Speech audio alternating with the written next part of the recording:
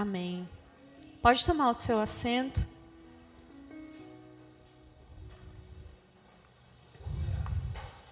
Quero que você abra sua Bíblia comigo hoje em Daniel, capítulo 2. Daniel, capítulo 2.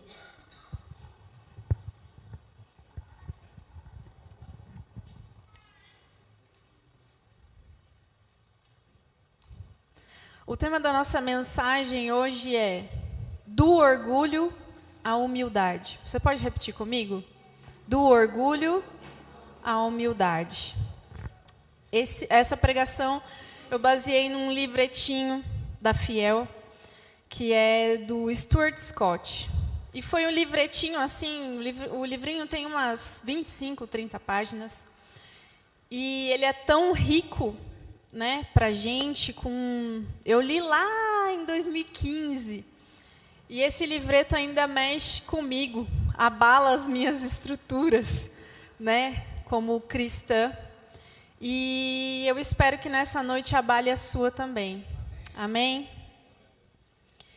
Então, hoje nós vamos caminhar um pouco sobre 3 exemplos, né, na Bíblia. E esses 3 exemplos, a gente vai falar 2 deles sobre sonhos de Nabucodonosor e um sobre um banquete, né, de Belsazar. Ambos, Daniel estava ali no meio para interpretar esses sonhos, né, e essa inscrição. Queria que você abrisse aí em Daniel, capítulo 2. E a gente vai começar a ler no versículo 1. Então, no 2º ano de seu reinado, Nabucodonosor teve sonhos. Sua mente ficou tão perturbada que ele não conseguia dormir.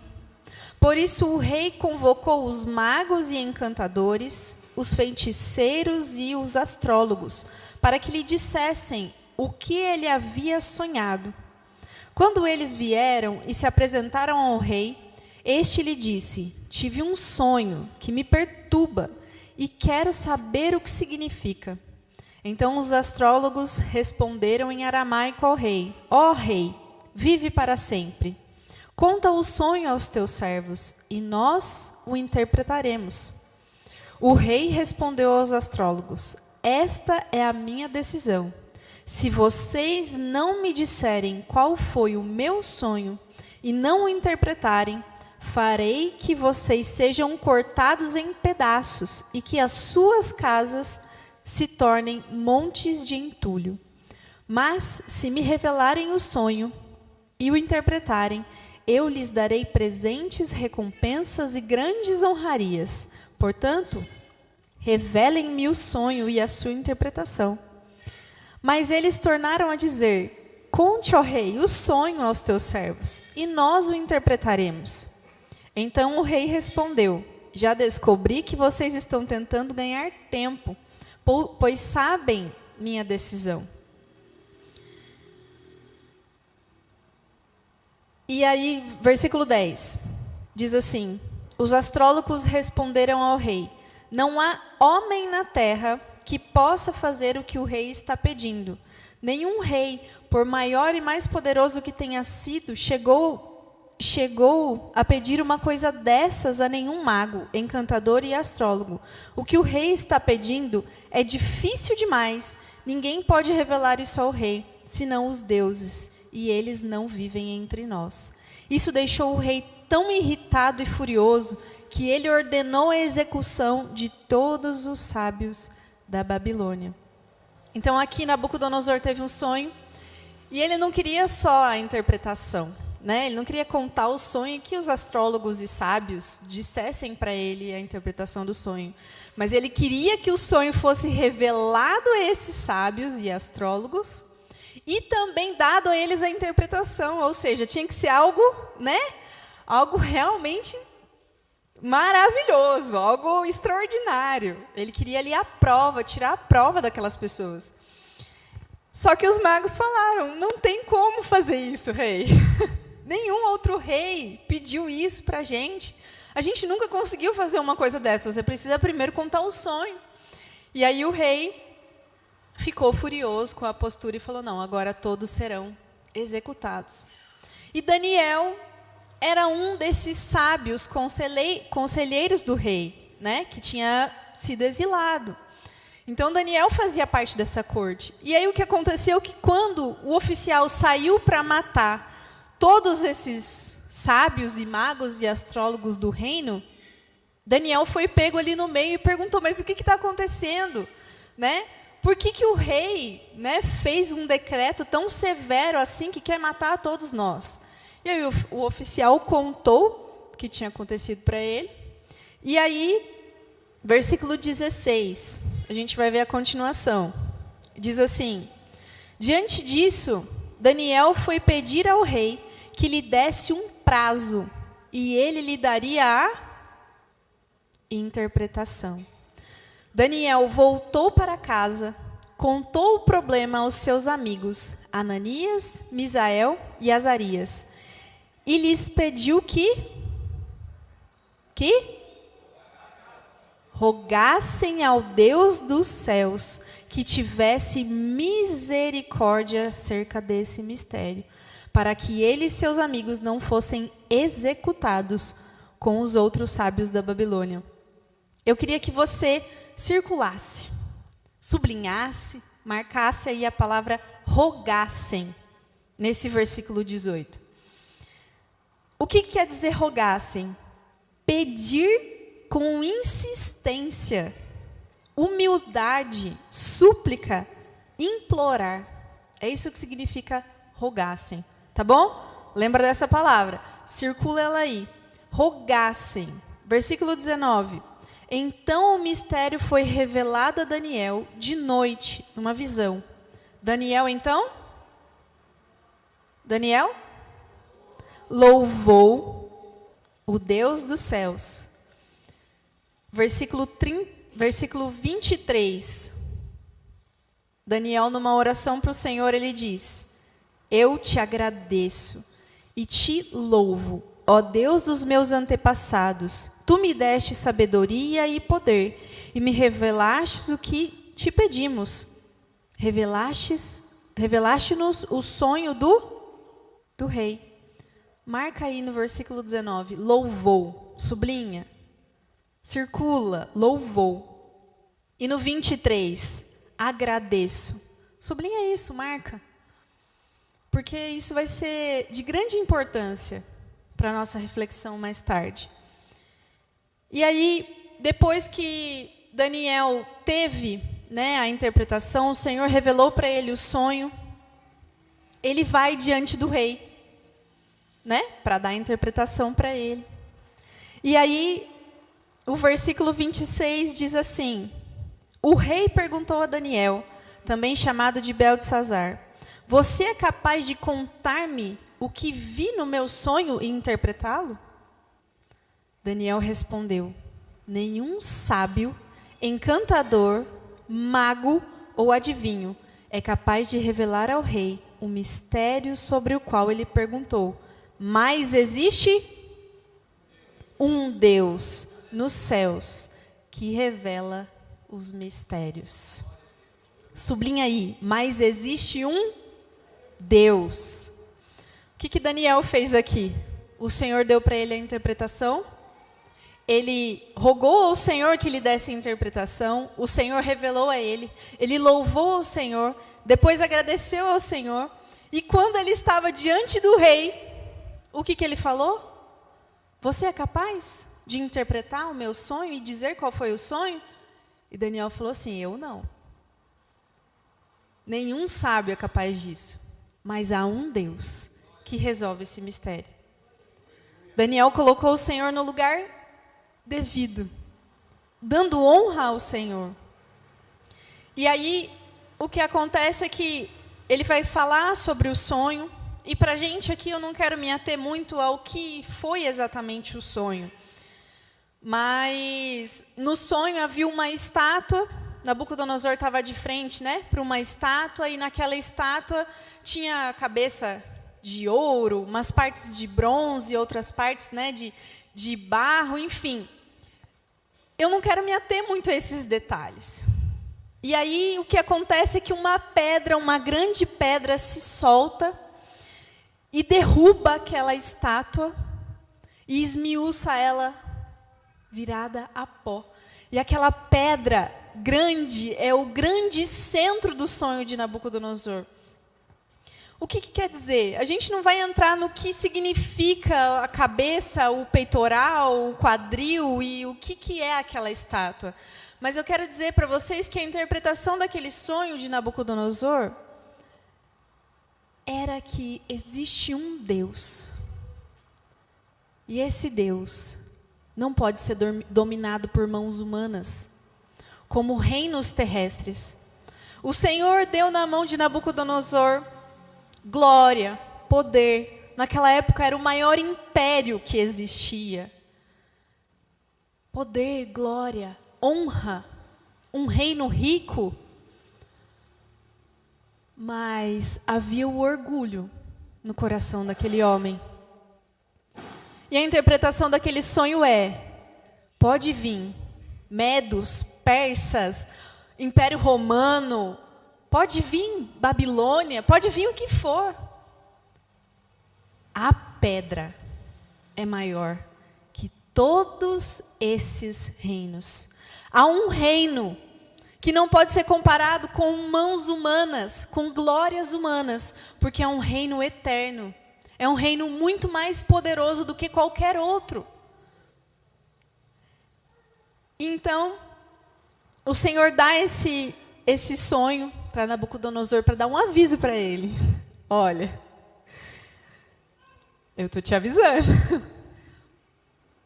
Vocês, eu te dei governo, eu te dei império, eu te dei glória, eu te dei honra.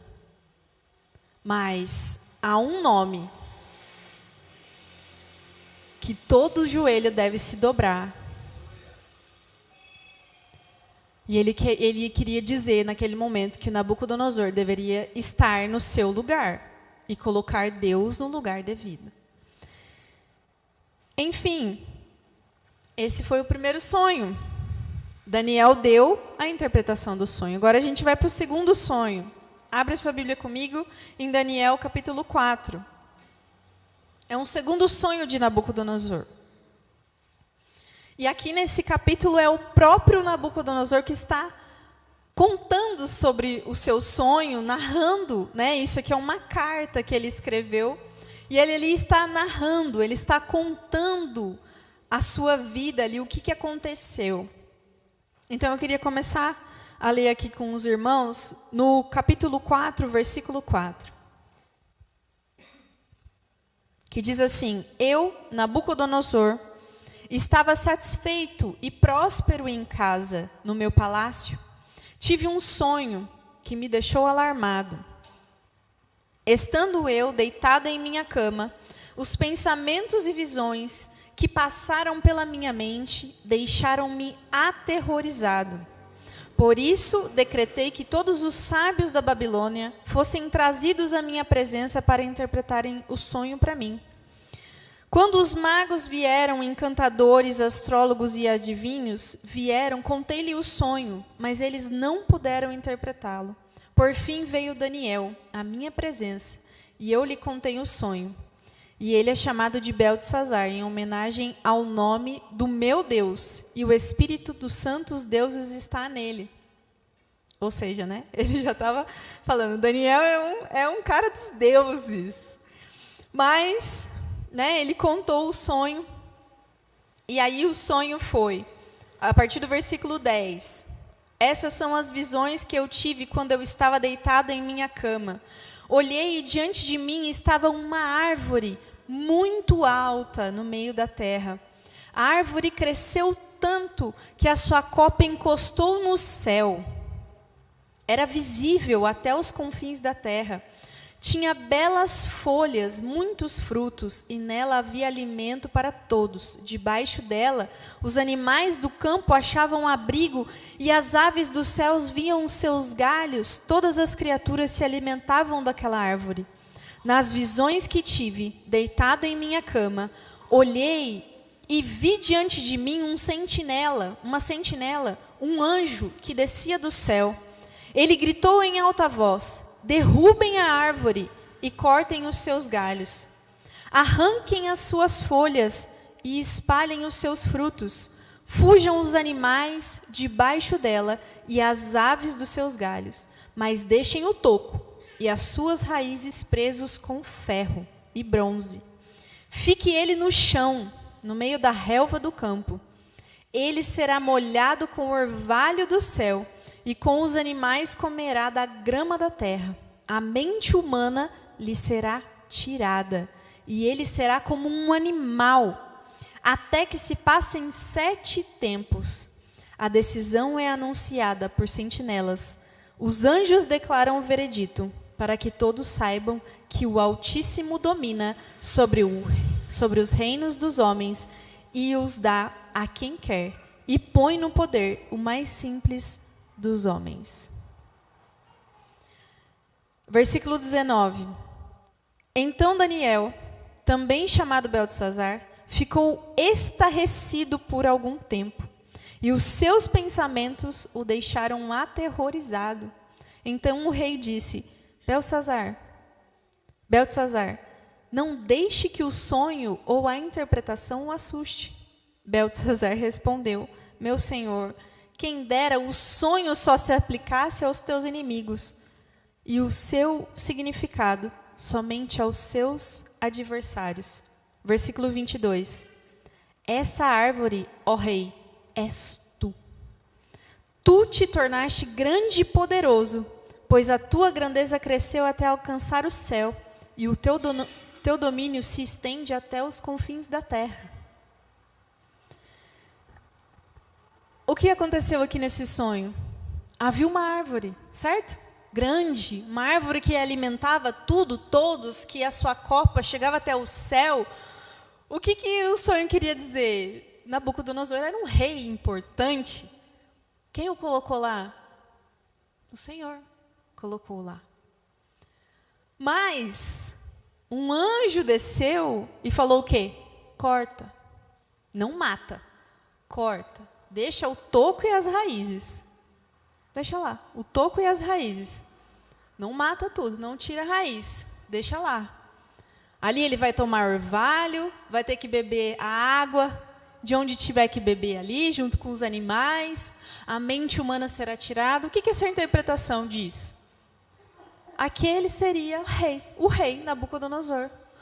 Como uma copa grande, vista, que dava sustento a tudo e a todos, todo mundo ficava debaixo ali da sua sombra, tinha glória que tocava até o céu. Ele ia ser reduzido ao quê? A um toco. Sua mente humana seria tirada, ou seja, ele ia passar a viver como um bicho mesmo. Como um bicho, como um animal irracional, bebendo ali água com os animais, comendo ali das folhas ali do campo, vivendo como uma besta, como um animal, da glória à destruição. Essa era a mensagem do sonho.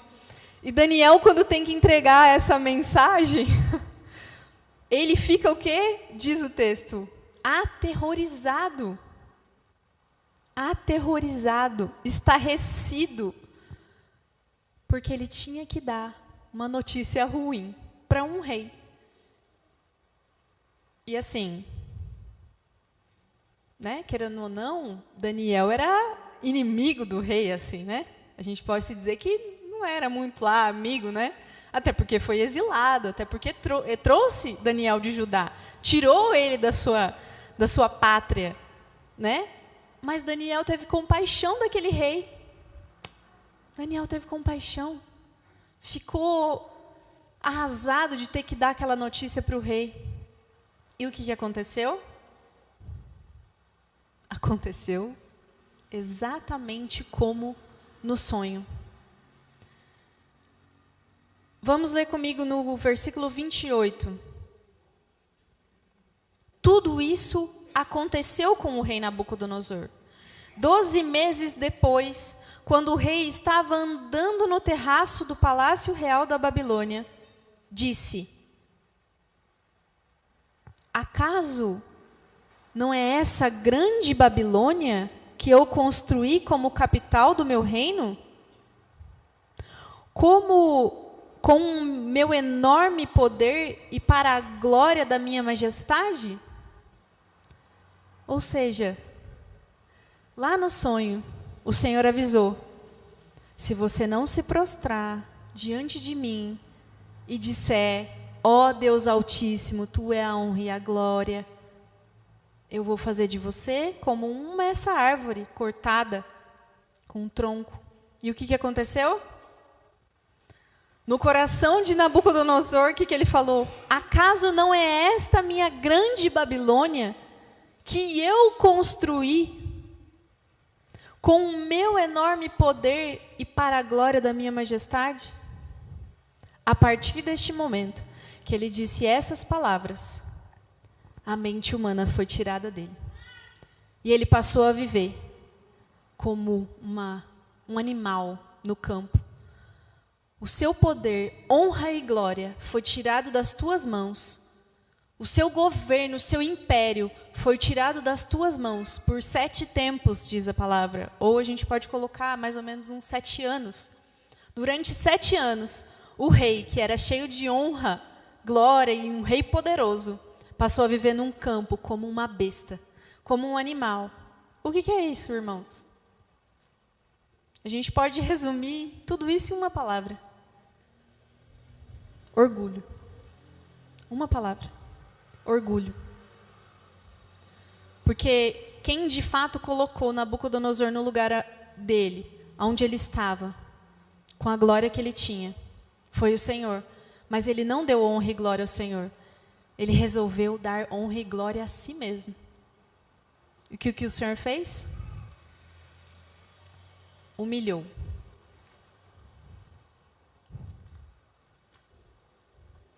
Humilhou. Por quê? Para deixar claro que aquele que se orgulha, o Senhor humilha. Mas aquele que é humilde, o Senhor traz a honra. Esse é o princípio. E naquele momento, Nabucodonosor não deu honra. Mas por um vislumbre de graça, por um momento de lucidez, ele olhou para os céus e disse: ó Altíssimo, teu é o domínio eterno. E quando ele olhou para o céu e reconheceu o Senhor, depois de 7 anos naquela situação, vivendo como um animal, ele foi imediatamente restaurado e o reino foi devolvido em suas mãos. Porque ele se humilhou diante do Senhor e reconheceu que de quem é o governo, de quem é a honra, de quem é a glória. Era do Senhor, amém? Fernando, o que você quer dizer com isso? Eu já vou chegar lá. Capítulo 5 de Daniel. Abre comigo o capítulo 5 de Daniel. Eu quero trazer um último exemplo aqui, para ficar bem claro o que eu quero dizer. Nabucodonosor teve 2 avisos aí por sonhos sobre o seu orgulho. No fim, ele foi restaurado, porque ele deu a honra para quem realmente tinha honra. Porém, veio um sucessor, Belsazar, um dos sucessores, de Nabucodonosor. E ali, Belsazar reinando, Na verdade, o reino não era dele de verdade, era de Nabonido, mas ele tinha fugido, então ficou para Belsazar. E aí o que aconteceu é que ali ele resolveu dar um banquete daqueles bem luxuosos do reino, como a gente vê aí nas séries de TV antiga, Aquele banquete bem legal, Bem legal, cheio de bebidas, vinho, mulheres, enfim, Esse era o tipo de banquete que os reis gostavam muito. E o problema, um dos problemas, na verdade, é que esse rei Belsazar, ele quis profanar ainda mais o templo do Senhor. e aquilo que eles tinham feito, né? Porque quando eles trouxeram os exilados, eles trouxeram coisas do templo. Nabucodonosor não ousou usar, mas Belsazar usou os utensílios do templo em um de seus banquetes, neste banquete específico. Então ele usou os utensílios do templo, aquelas coisas que eram sagradas, consagradas ali pelos sacerdotes, foram usados para um banquete cheio de orgias. E ali o que o Senhor fez? Estavam ali naquele banquete, capítulo 5, versículo 5 de Daniel. Diz assim: mas de repente apareceram dedos de uma mão humana que começaram a escrever no reboco da parede, na parte mais iluminada do palácio real. O rei observou a mão enquanto ela escrevia. Seu rosto ficou pálido e ele ficou assustado, que os seus joelhos batiam um no outro e as suas pernas vacilaram. Aos gritos, mandou chamar encantadores, astrólogos, adivinhos, e disse aos sábios da Babilônia: aquele que ler essa inscrição e interpretá-la, revelando-me o seu significado, vestirá um manto vermelho, terá uma corrente de ouro no pescoço e será o terceiro em importância no governo do reino.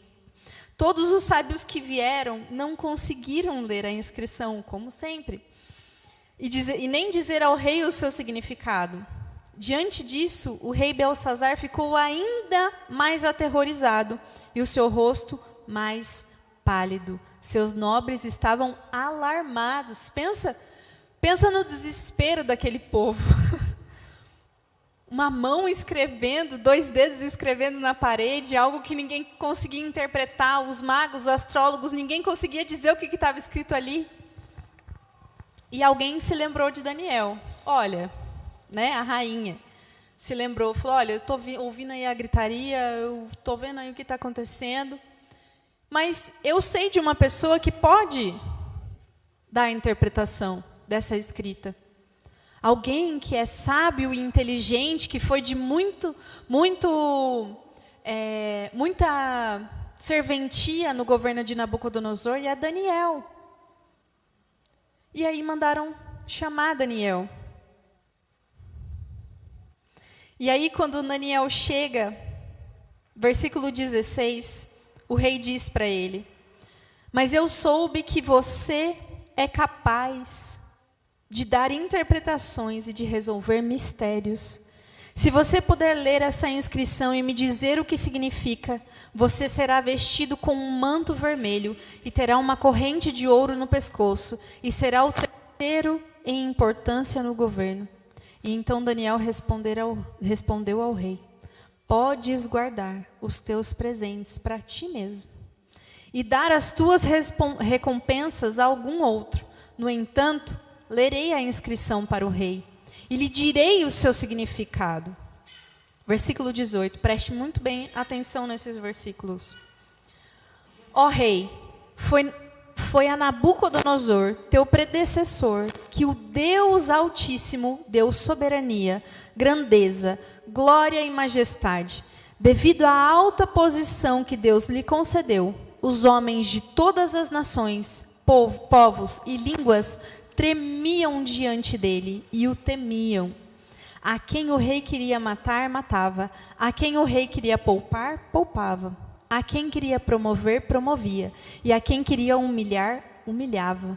No entanto, quando o seu coração se tornou arrogante e endurecido por causa do orgulho, ele foi deposto de seu trono real e despojado de sua glória.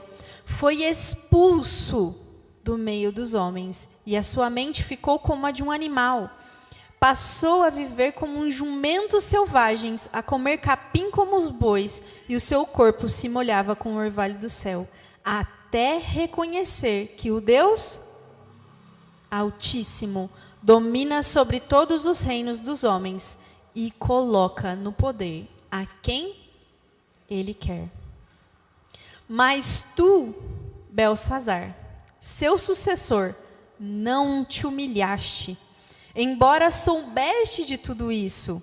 Ao contrário, te exaltaste acima do Senhor dos céus, mandaste trazer as taças do templo do Senhor, para que nelas bebessem tu, os teus nobres, e as tuas mulheres, e as tuas concubinas. Louvaste aos deuses de prata, de ouro, de bronze, de ferro, de madeira e de pedra, que não podem ver, nem ouvir, nem entender. Mas não glorificaste o Deus que sustenta em suas mãos a tua palavra, a tua vida e os teus caminhos. Por isso, ele enviou a mão que escreveu as palavras da inscrição. E esta foi: Mene, Mene, Mene, Tekel, Parsim. E esse é o significado. Mene, Deus contou os dias do teu reinado e determinou o seu fim. Tekel, foste pesado na balança e achado em falta. Parsim, teu reino foi dividido e entregue aos medos e persas. E naquela mesma noite, aquele rei foi morto. O reino foi invadido e ele morreu, junto com todos os outros ali. E eles conquistaram aquele reino. Mais uma vez, o orgulho.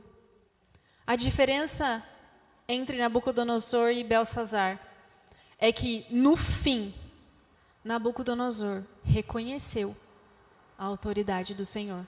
Reconheceu que sem o Senhor, ele não poderia fazer nada, porque quem coloca e tira do poder, quem dá honra e glória a alguém, a algo, em algum lugar, é o Senhor, e não com as próprias mãos. Então, mas Fernando, o que você quer dizer com isso? Tá bom, a gente já leu bastante, a gente já viu vários exemplos, né, sobre o orgulho, mas o que você quer dizer? O que eu quero dizer é que o orgulho tira Deus da onde ele deveria estar. O orgulho, ele tira Deus e coloca o eu. E a gente não percebe. Muitas vezes a gente não percebe. Aliás, eu vou dizer que quase todas as vezes a gente não percebe que a gente está sendo enganado pelo orgulho. E o Senhor, ele nos chamou para dominar sobre as coisas, para governar. Isso está lá em Gênesis, né? Dominem sobre as aves, sobre o campo, sobre as coisas, sobre os animais. Nós temos esse mandato do Senhor. Dominem. Mas uma vez que a gente domina e se esquece de quem é o dono, aí o Senhor tem que humilhar. Aí o Senhor humilha. Assim como Nabucodonosor foi humilhado. Assim como Belsazar foi humilhado. Por quê? Porque o Senhor precisa nos ensinar aonde está o eu e aonde está Deus. Amém? Mais ou menos. A Bíblia nos exorta em muitos lugares sobre o orgulho. Essas são apenas passagens, poucas passagens sobre o orgulho. Mas a Bíblia nos fala muitas coisas. Eu poderia trazer aqui a serpente lá no jardim. Poderia trazer também. Mas eu quis trazer essa história de Daniel porque tem uma história de redenção. Tem uma história de um exemplo também de humildade. E eu queria fazer esse contraste. E a questão do orgulho é que o orgulho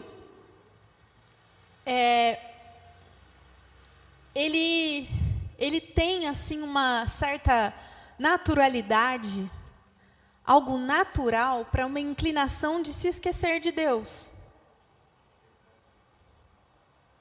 Então, quando a gente começa a sentir e ter muito orgulho, a gente começa a se esquecer do Senhor.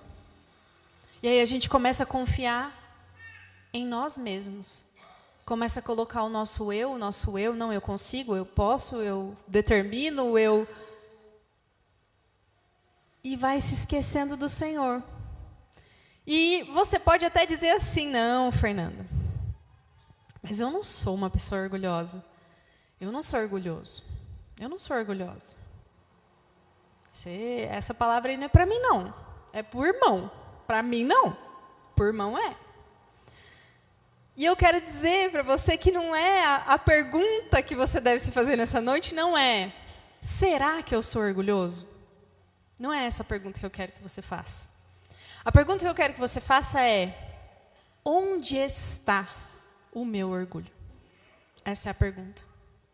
Porque por mais difícil que é a gente admitir que somos seres orgulhosos, somos todos orgulhosos. Não adianta você falar que você não é orgulhoso, porque você é sim. Algo dentro de você, lá no fundo, tem uma pitadinha assim, ó, de orgulho. Vai sondar o seu coração e as suas atitudes, para você ver. Sabe qual é a raiz de todo pecado? A raiz de todo pecado é o orgulho. Sabe aquele pecado que você fala assim: Senhor, nossa, de novo, olha aí, fiz de novo. Não era para fazer isso, não era para eu falar, não era para eu debater, não era para eu bater boca, não era para eu falar isso, não era para eu fazer isso. No fundo, você fez pelo teu orgulho. Eu fiz pelo meu orgulho. Olha só.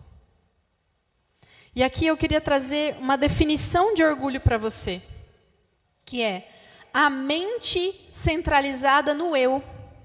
A mentalidade de um senhor, ao invés de uma mentalidade de servo. É ter o foco voltado para o eu, para a minha satisfação.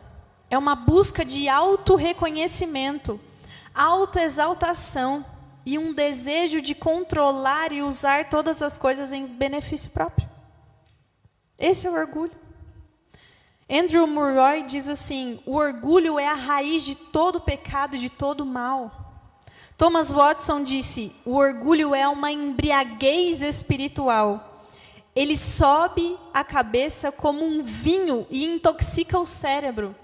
Deixa eu te dizer que lá no escrito original, quanto o hebraico, tanto o grego, todas as vezes que a gente fala sobre orgulho, todas as vezes que está escrito lá orgulho, o sentido usado para as palavras, o significado ali da palavra orgulho é esticar o pescoço. Alguém que anda assim. Não é? Não é todas as vezes que você vê alguém bem posturado, com o pescoço para cima, você fala o quê? Metido. Orgulhoso, né? Pomposo aí, ó. Né? Sim. Anda assim, acha que é o dono de tudo, ó. Olha pra gente assim de cima. Esse é o sentido no original. Esticar o pescoço. Sabe qual outro sentido que tem também? Cegueira. Fumaça. Fumaça, envolvido por fumaça. Quem já andou na neblina? Ou num fumacê aí, no meio do fumacê? Dá para enxergar alguma coisa? Não dá. O orgulho é a mesma coisa. O orgulho, quando você está no meio dele, não dá para você enxergar. É como se você tivesse com o pescoço esticado. Ninguém te tira da tua alta posição. E como se você estivesse cego. Totalmente cego. Não consigo ver. Fácil mesmo é a gente ver o orgulho do outro. O orgulho do outro é fácil ver. Se apontar o dedão e falar assim: nossa, que homem orgulhoso. Está vendo? Meu marido é orgulhoso. Essa mulher que o senhor me deu, mulher orgulhosa. O coleguinha é orgulhoso. O pastor é orgulhoso. A líder orgulhosa. Isso é fácil. É fácil. Mas e o nosso orgulho? É fácil ver? Não é. Porque a gente está cego. Cego. Cheio de fumaça em volta e a gente não consegue ver um palmo na nossa frente, como numa neblina. Amém ou misericórdia? Misericórdia, né? E aqui eu queria que você tirasse aí seu bloco de notas do seu celular, abre aí. Queria que você pegasse a sua caneta, anotasse em algum lugar E eu queria que a gente tivesse um momento prático aqui, para você se examinar, para você parar e pensar, e essa palavra não sair daqui e ficar por isso mesmo, mas você ter isso aí anotadinho aí com você, e você pensar durante a semana aonde está o teu orgulho, tá bom? Vou falar para os irmãos que eu já fiz e não deu bom, tá bom? Eu já vi aqui onde está o meu orgulho. O Senhor já mandou, falou assim, ó, tá vendo isso aí você precisa mudar. É assim que o Senhor faz com a gente, né? E como a palavra foi para mim primeiro, agora eu estou passando para os irmãos também se analisar certinho.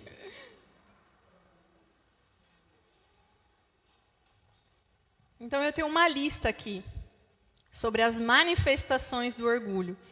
Isso aqui eu reduzi.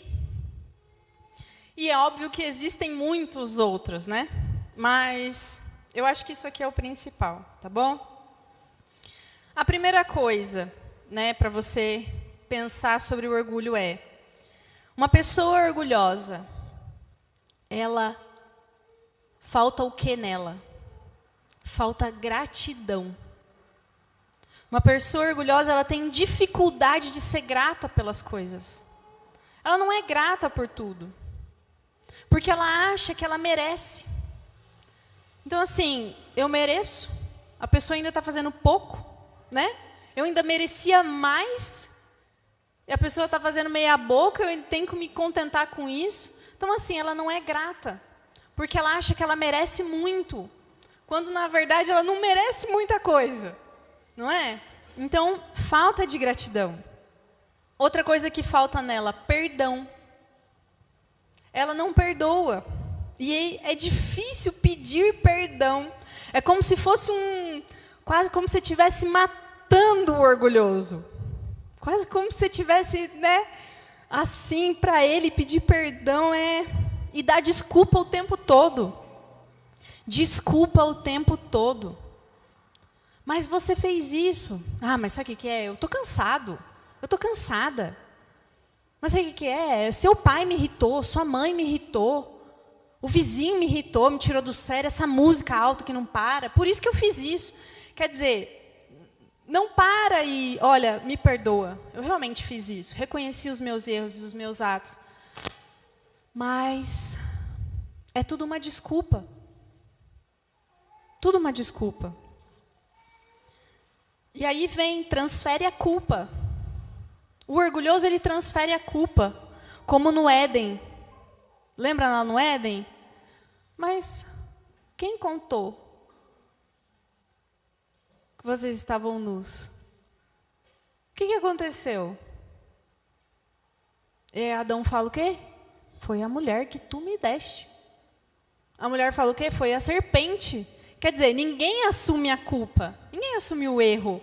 O orgulhoso não assume o erro. Ele joga nas costas de outro. Foi fulano. Eu não. O orgulhoso, ele fica irado. Irado. Ele tem acesso de raiva.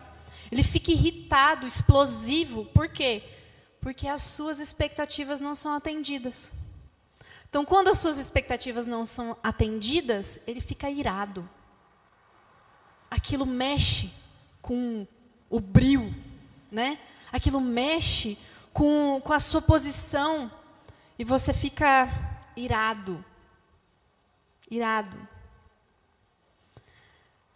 O orgulhoso se coloca acima dos outros, como eu disse, né? No pescoço. Ele se coloca acima dos outros. Ele se acha melhor. Se vê acima dos outros, né? Como o texto de Lucas 7, quando o Senhor vai, né, na casa de Simão ali no banquete, no comer ali, no jantar, e a mulher vai ungir os pés do Senhor ali, vai derramar óleo, e aí Simão pensa assim, ai, se o Senhor soubesse o pecado dessa mulher, se ele soubesse quem é que está tocando os seus pés e limpando e lavando, e aí o Senhor na hora repreende e fala, Eu cheguei aqui, você não me deu nada para beber. Você se acha superior? Essa mulher aqui, ela me deu aqui, ó, tudo. Ela fez tudo aqui. Ela lavou, enxugou com os seus cabelos, com as suas lágrimas. Ela deu o melhor que ela tinha aqui. E como ela foi perdoada, ela é muito grata.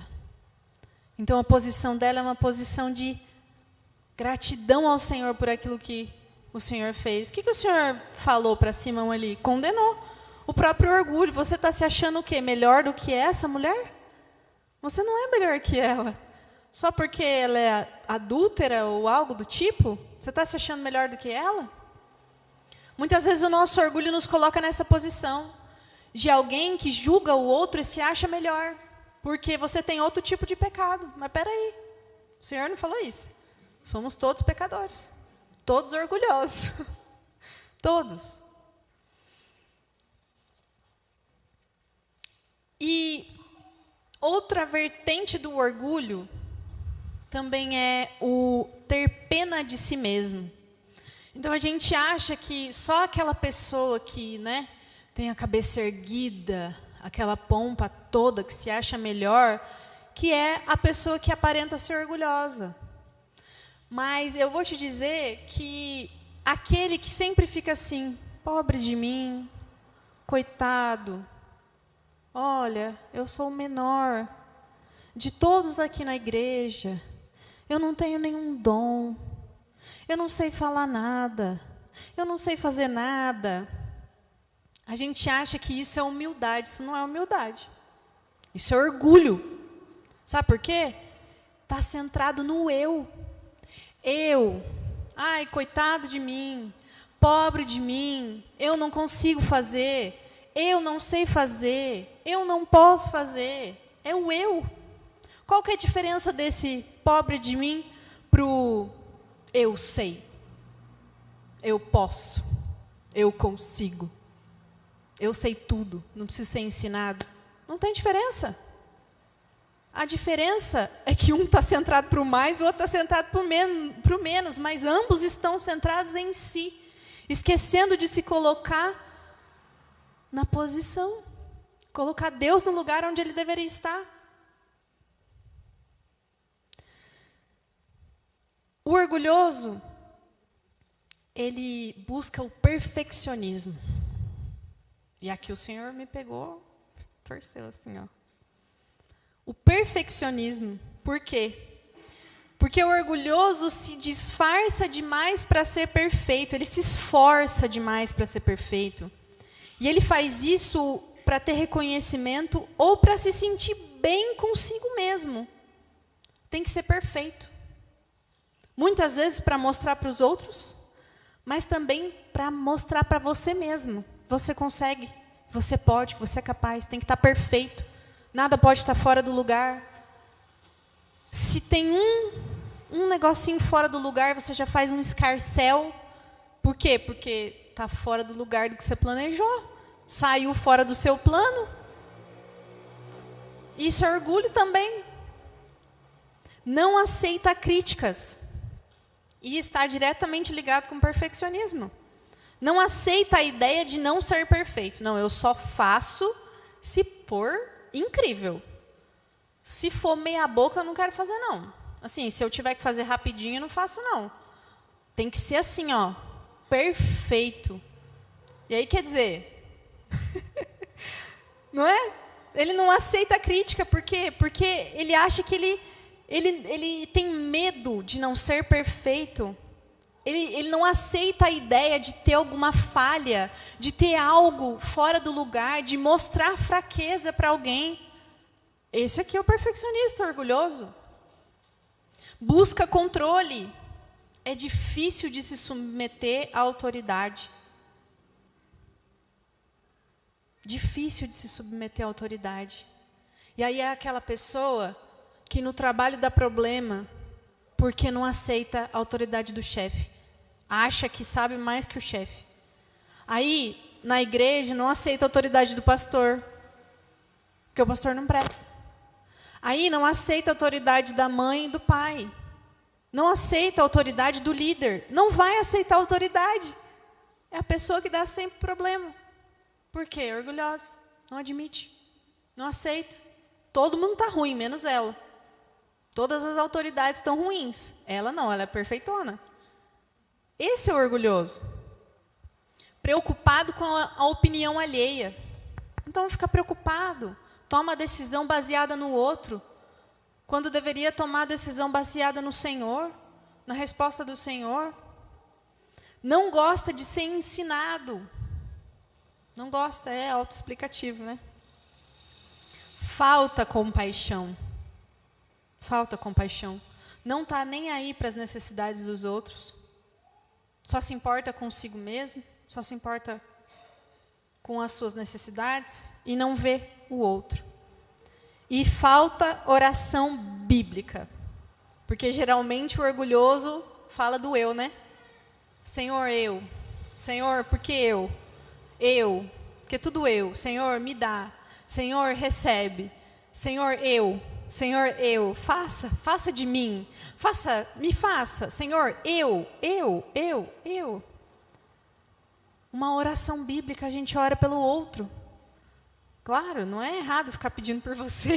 Mas assim, uma oração completa, você pede pelos outros, principalmente. E a gente tem vários testemunhos de pessoas que Deus interviu no meio só quando começou a orar pelos outros e não por si próprio.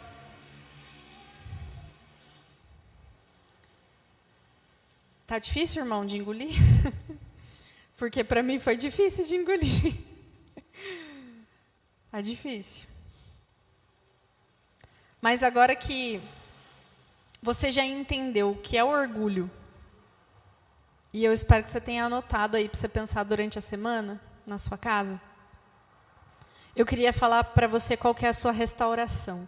O que você deve buscar? Porque não adianta a gente só falar que é coisa ruim, certo? Tem que falar coisa boa também. Tá, Senhor, eu sondei aqui meu coração e eu preciso mudar isso. E agora? O que eu faço? Agora você vai se revestir de humildade. Amém? A humildade, ela é a mentalidade de Cristo. Uma mentalidade de servo. Uma mentalidade focada em Deus e nos outros.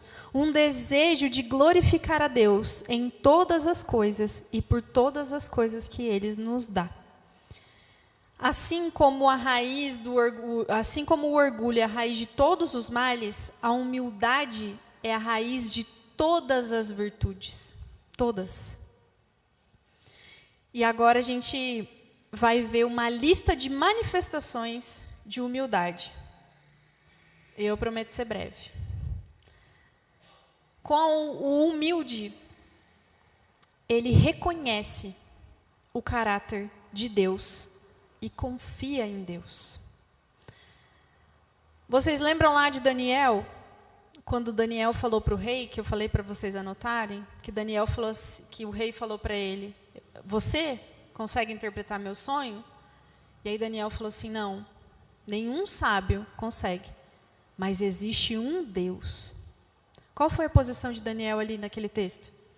Uma posição de um homem humilde.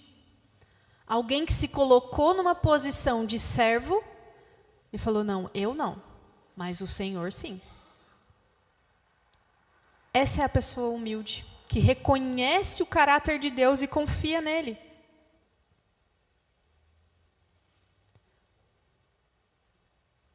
Uma pessoa humilde, ela ora frequentemente. E não é uma oração só centrada no eu, Senhor, eu quero. Mas ela ora pelas necessidades dos outros. Ela ora pelas situações que as pessoas estão vivendo, pelas coisas. Ora frequentemente, tem uma intimidade com o Senhor. Lembra lá no texto quando Daniel rogou ao Senhor? Qual que é a palavra que eu falei? Rogar é o quê? Pedir com insistência, humildade, súplica. Senhor, por favor, eu te peço, me livra dessa situação. E aí no final o que Daniel fez? Louvou a Deus. E depois, ele agradeceu. O humilde, ele é grato por tudo aquilo que o Senhor dá, por tudo aquilo que ele recebe sem pedir e sem esperar nada em troca. Senhor, eu só sou grato. O humilde, ele possui compaixão, assim como Daniel. Lembra do rei? Que Daniel ficou aterrorizado. Daniel ficou, eu vou ter que dar a mensagem para o rei que ele vai morrer. Que é ele. Não é que ele vai morrer, mas que ele vai virar igual uma besta. Que ele vai ser um animal rastejando por aí. Eu vou ter que dar essa notícia para o rei. Daniel pesou no coração aquelas palavras. E, teoricamente, era um inimigo. Quantas vezes nós temos compaixão das pessoas que consideramos como os nossos inimigos? Temos compaixão das pessoas? Ter compaixão de quem a gente gosta é fácil. E das pessoas que a gente não gosta? O humilde tem compaixão. Assim como o Senhor Jesus. O humilde, ele é gentil e paciente. Ele deseja amar as pessoas como Cristo amou. Aí fica complicado. Aí a gente tem que pedir muita ajuda para o Espírito Santo. Senhor, me ensina a ser gentil e paciente como o Senhor. Para amar, para ter compaixão, para orar. Porque é difícil. O humilde, ele é um bom ouvinte. Tiago 1,19. Um bom ouvinte, ele está mais interessado em ouvir do que falar. Tiago 1,19. Meus amados irmãos, tenham isso em mente, sejam todos prontos a ouvir. Tardios para? E tardios para? Irar-se. O versículo contra o orgulhoso. O orgulhoso não se ira, não fica falando coisa nada a ver e escuta mais do que fala. Esse é o humilde. O humilde, ele é submisso às autoridades. O humilde é obediente, em primeiro lugar, a Deus. Se ele é obediente a Deus, ele é obediente às autoridades. Então, ele é obediente à mãe, ao pai, aos líderes, aos pastores. Ele é obediente. O humilde, ele é ensinável. Ele tem um coração disposto a aprender. Porque o orgulhoso não quer aprender, a gente já viu. O humilde não. Ele sabe que ele não é dono da razão, que ele não sabe todas as coisas e que ele tem que aprender. Então o coração dele é um coração disposto a aprender. Provérbios 9:9. O humilde, ele escuta e retém o ensino. 9:9. Instrua o sábio e ele lhe será ainda mais sábio. Ensine o justo e ele aumentará o seu saber. O orgulhoso não quer saber de ensino.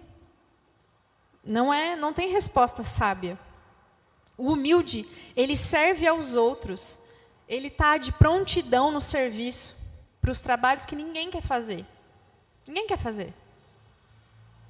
Agora, o humilde é o primeiro. Levanta a mão e fala, eu vou. Eu faço. O humilde, ele edifica a vida dos outros. Ele sempre tem uma palavra encorajadora, uma palavra de edificação, nunca de murmuração, mas alguém está sempre te colocando para cima, está sempre te edificando com alguma palavra, algum versículo, alguma oração. Ele se alegra com a felicidade dos irmãos, se alegra com as suas conquistas.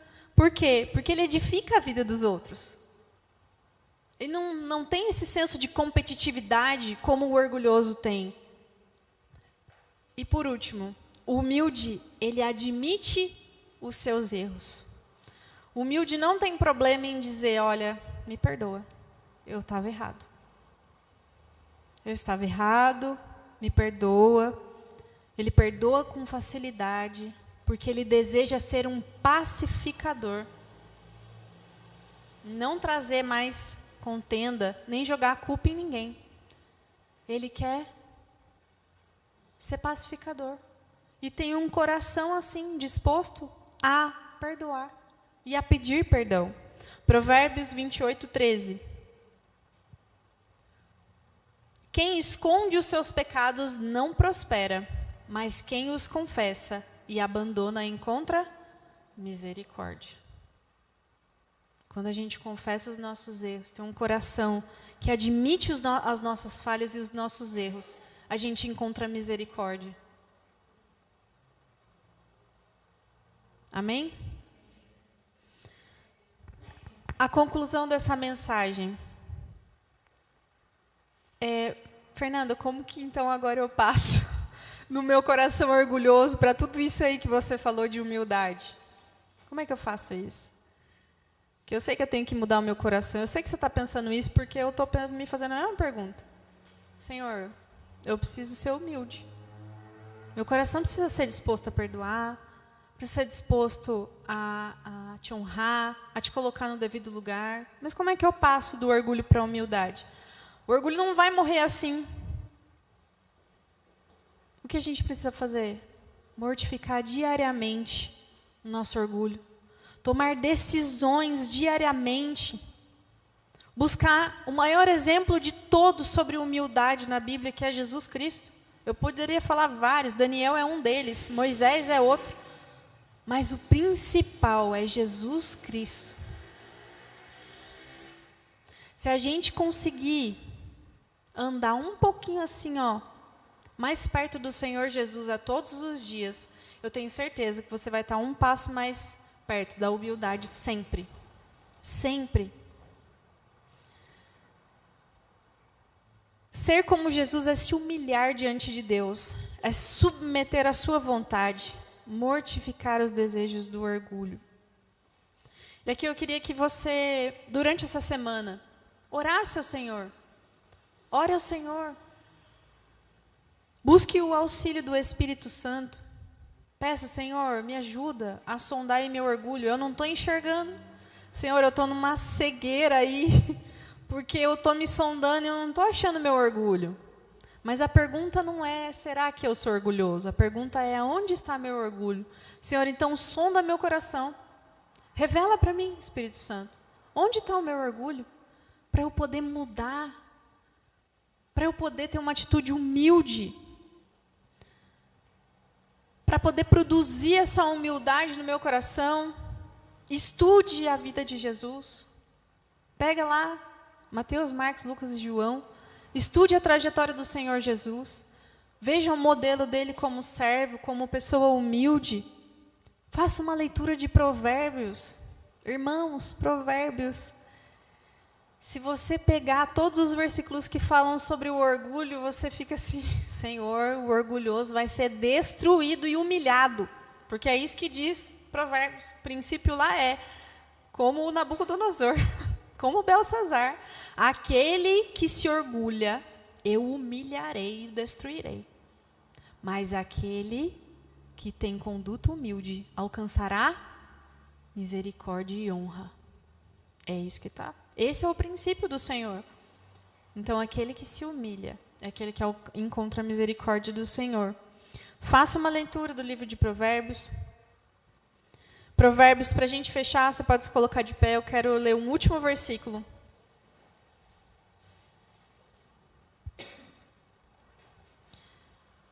E o último versículo é Provérbios 15, 33. 15, 33. A instrução da sabedoria é de temer ao Senhor, e a humildade antecede a honra. Outra versão diz, o temor do Senhor é o princípio do saber. que quer dizer essa passagem? O que quer dizer essa palavra para a gente? Que é necessário nos despirmos do orgulho para alcançar graça e honra do Senhor. Aquele que é sábio, em primeiro lugar, ele é humilde. Porque sem humildade, a gente não consegue vencer o nosso pecado. Amém? Gostaria de orar por você nessa noite.